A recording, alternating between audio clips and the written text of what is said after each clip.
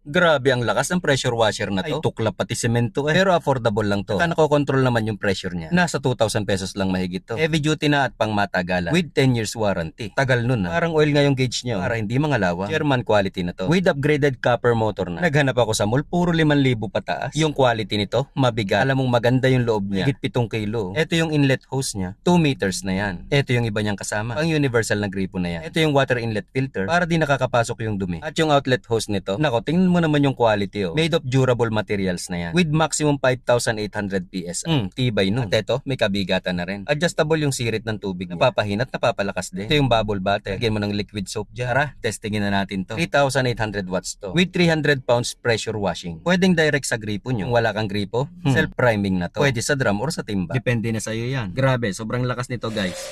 Waterproof na rin yan.